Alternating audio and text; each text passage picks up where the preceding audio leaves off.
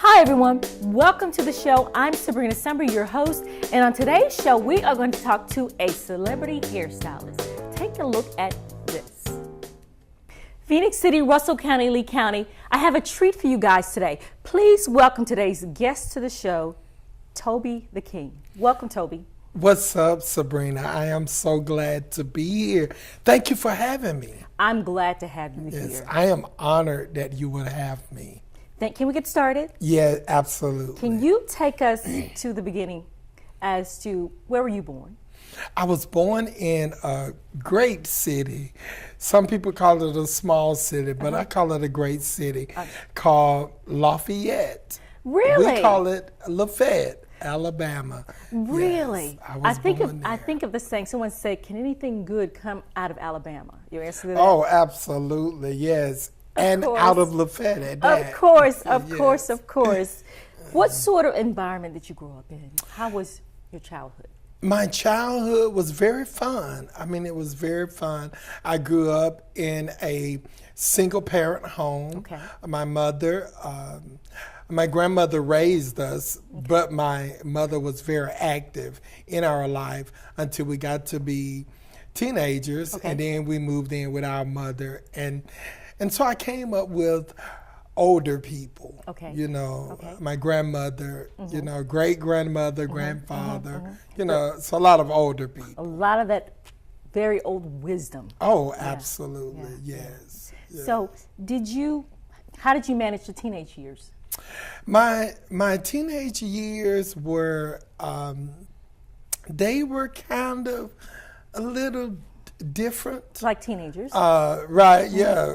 I was the normal teenager, just trying to find myself, I wasn't the worst kid, but I was not the best kid. I hear you. I hear you. But my teenage years were fun too as well. I mean, because I learned a lot. I literally came into who I am.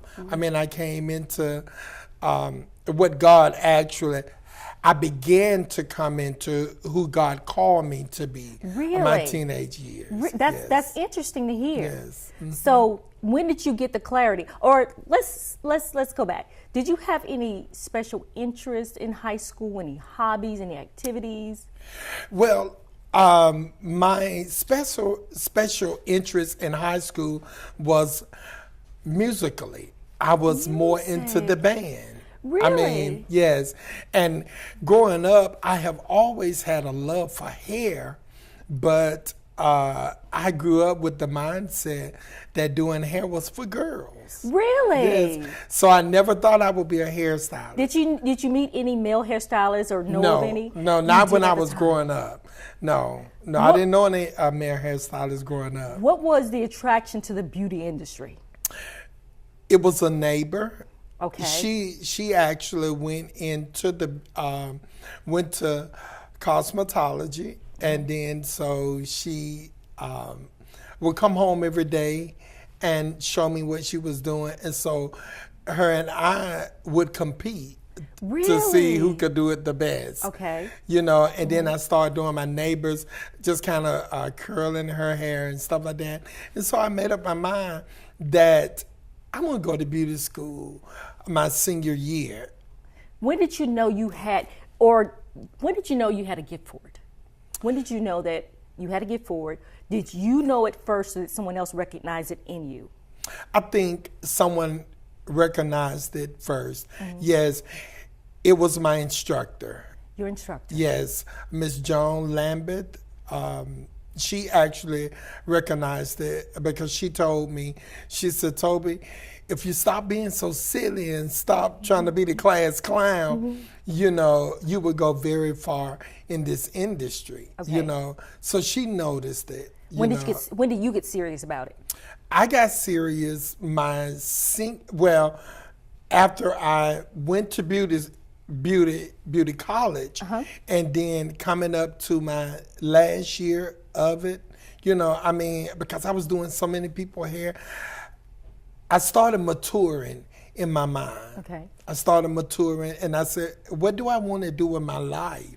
And so I said, okay, I am doing well with this hair thing. So I may as well make it a career. Wow. What was your signature style? Probably in school.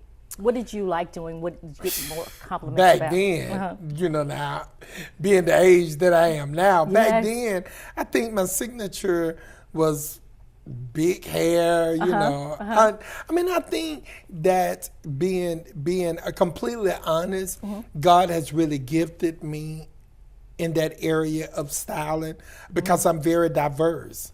I mean, I can do long hair just as good as I think I can do short hair. You know, I think that is really no. I don't think I know, that it is definitely a gift from God. That's amazing. I mean, it is a gift from God. So what do you do after college?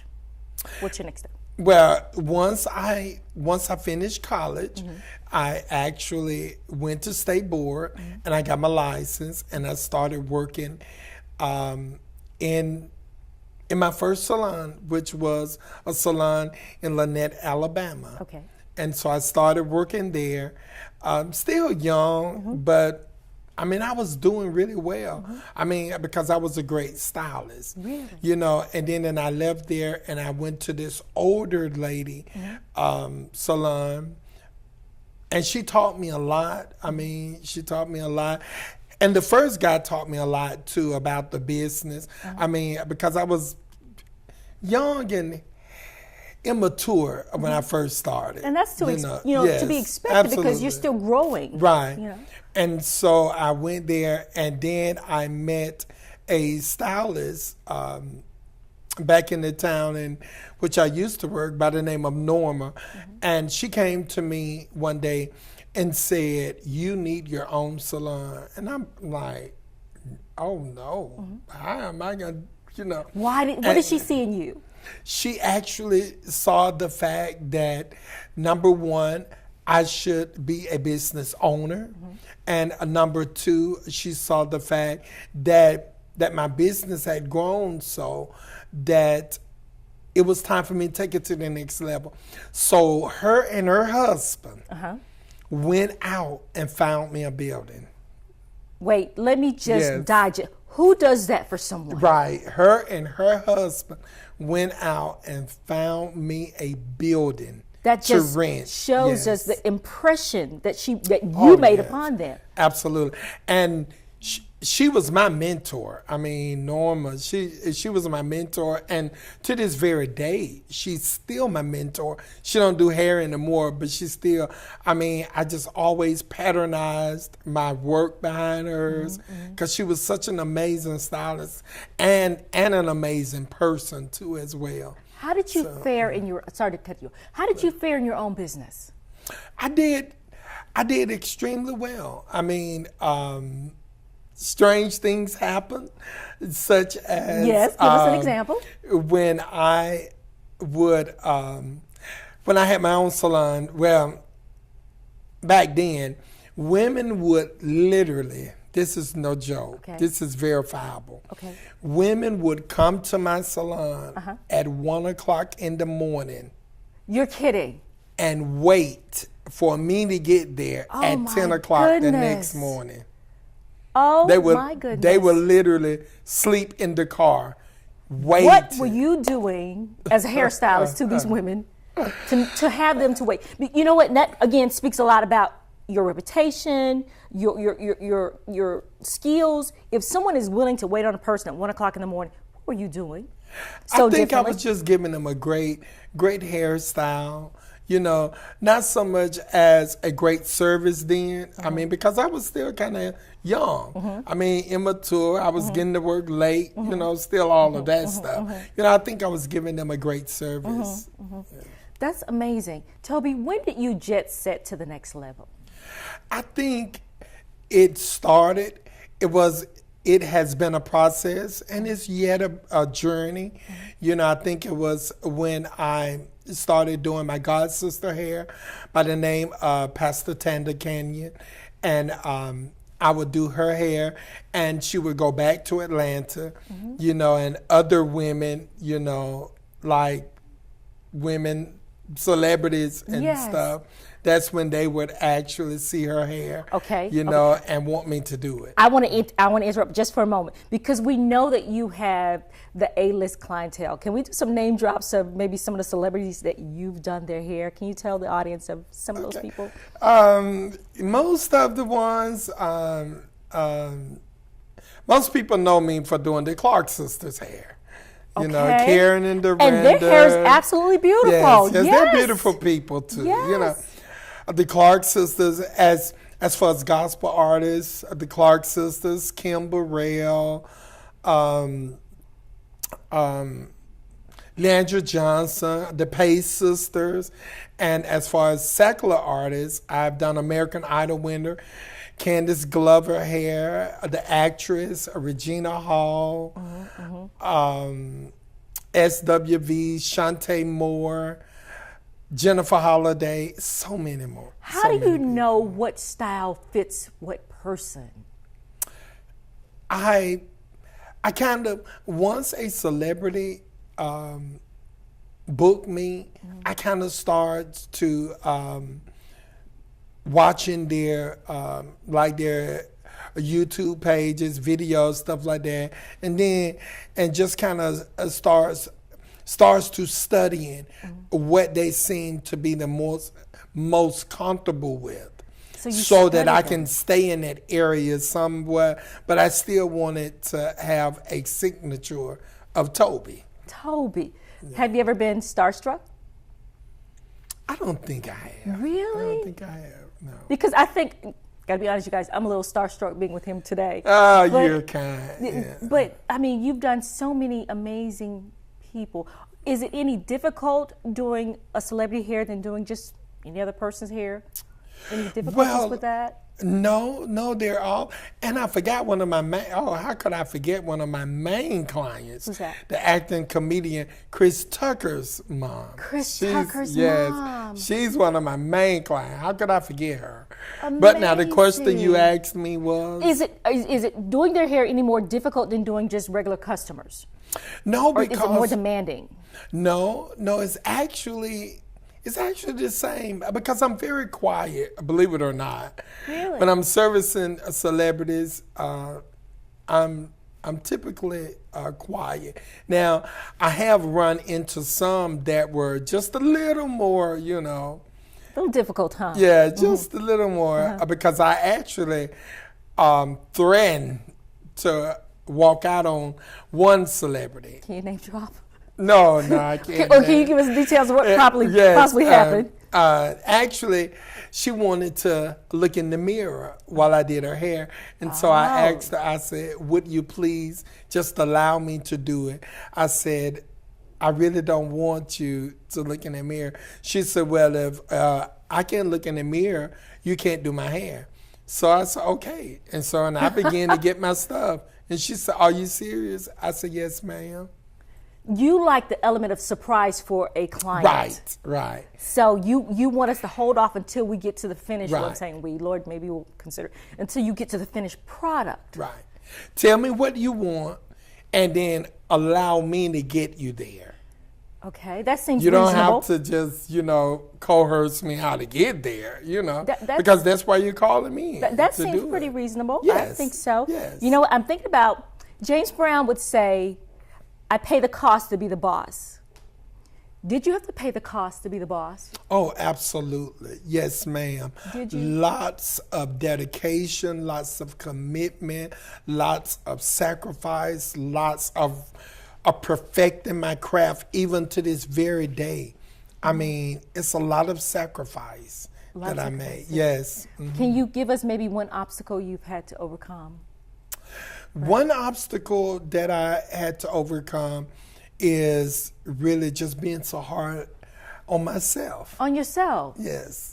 That spirit of excellence. Yes, just being so hard on myself, because I just always nitpick myself so much to that. It just, sometimes can just be crazy. Okay, overbearing, overwhelming. Yes. I get that.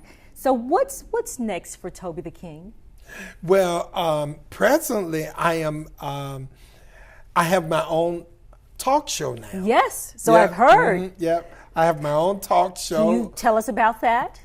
It is. Maybe we're going to clip of that also. It is 926 style. 926 meaning?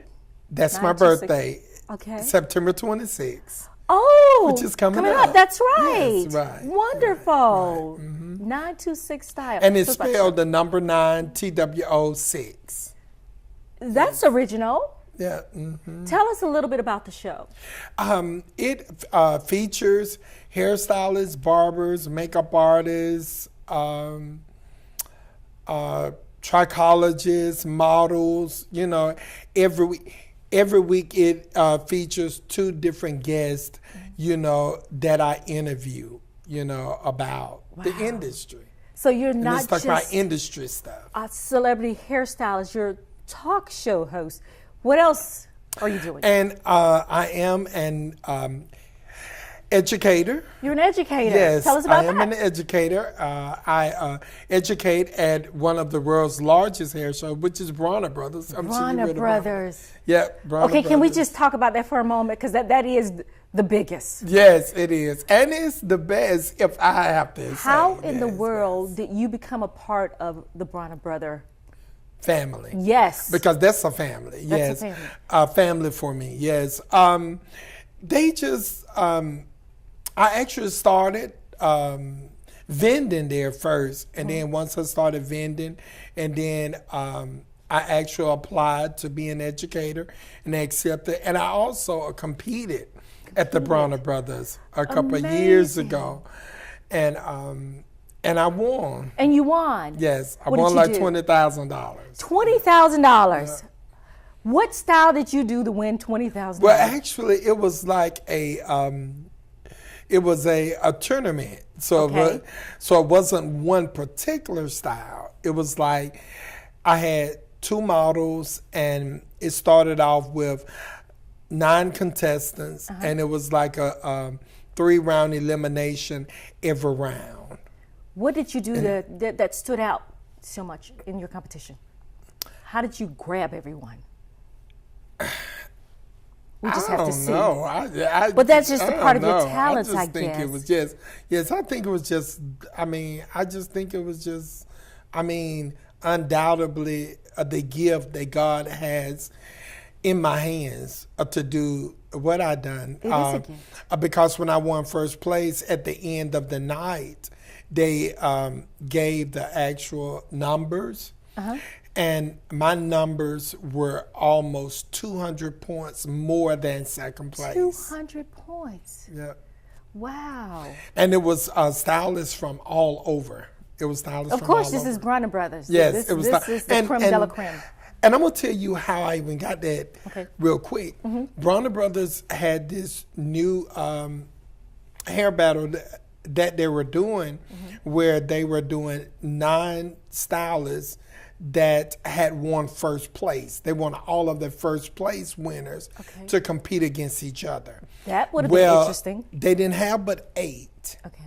So they brought me in as the 9th one because they said they felt that I could compete. They didn't expect me to win, and they told me that. They didn't expect you to win. Oh no, they didn't expect me to win. No. And had you had your reputation as Toby the King at that time as well? I think I had my rep. Yes, because I was known for doing a lot of celebrities, like doing a lot of TV talk, not just talk shows, but like award shows. Yes, because I'm like the lead stylist. Did hairstyle for people for the award shows. Yes, I'm the lead stylist for like the Trumpet Awards. I did hair like on the Grammys, the Stella Awards. What a rich life. What a rich blessing. And I was going to ask you about those rare and rich experiences, which I'm sure you have so many, but can you tell us maybe one that's maybe at the top of your head, that experience where you think, oh God, I've arrived, this is it. The one, I don't know about arrived, but it was just a great experience. Yes. But one of the ones was when I was chosen to travel with the Clark sisters on their tour. What was that like? Oh, that was so much fun. It was, I mean, I couldn't believe it. And I remember it, and I mean, Sabrina, this is not even joking. Yes. I would get in the hotel room a lot of days and just cry. You're kidding. I would cry because I couldn't believe I was traveling the country at someone else's expense. Chosen by God to do this. Right. Yes. Doing what I was doing, you know, and then getting paid to do it. I mean, how does the next event measure up to that? Does it get better? It does, absolutely. Because I also have my own product line. Product line. I have products. I have my own shears. Amazing. Hair shears that people use all over the country. I have my own flat irons that I came out with. Can we say favor? It is definitely favor. It's undoubtedly favor. Yes, it is.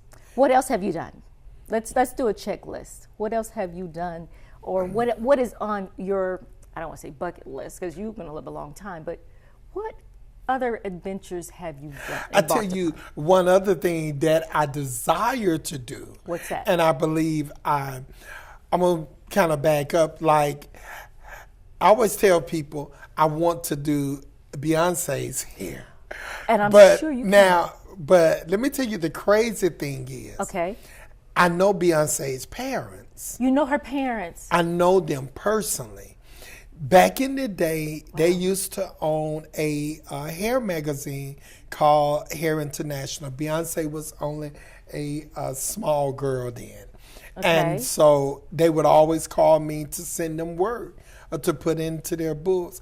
And because I was young and immature, I kind of, I'm like, oh, I'm so tired of Mr. Matthews and Mr. Evans calling Who says that? My goodness. But Beyonce wasn't Beyonce then. Okay. So she was a little girl. Right. And so when I found out that she was their parents, of course, I'm like, I know them. You know what? And thinking about your accomplishments, I'm sure you're going to get there. How can you not? I'm sure you're going to get there. I trust God. Yeah. Amen to that. God. Let me just ask you. I guess time is running short. What advice would you give some young man or woman who is where you were, starting out, not being serious about their career, and wanting to get to where you are? I would say get serious, first of all. That's the first thing. Be passionate about what it is that you desire to do. Trust God in everything that you do and work extremely hard. It's not going to come easy. It is going to be a journey. It is a journey. You can't get from here to there without the in-between. So just be willing to go through the process, put in the time, put in the work, put in the energy. A lot of sleepless nights, a lot of early mornings, and mainly trust God. But in the meantime, because I know a lot of times in our closing, we say trust God, but we don't think that there's a part that we must do. But in the midst of you trusting God, you do what you do. I always say, you do the possible, but you let God do the impossible. Amen. You give him something to work with. Amen. Well said. Toby, that's all the time we have pretty much. I have enjoyed it. Thank you so much. Thank Will you come back and inform us of what you're doing? Absolutely. And maybe even think about doing something to. Oh, you have pretty hair. Beautiful hair. Thank you so much. You have I'm beautiful so hair. lazy, but we'll talk about that after the show. How about you that? have beautiful hair. Thank you so much, Toby. I want to thank you, and I want to thank you guys for watching. I want to thank the innovator and creator of this great show. And as I always say, I pray you have sweet, sweet dreams of big life and peace of mind. See you next time.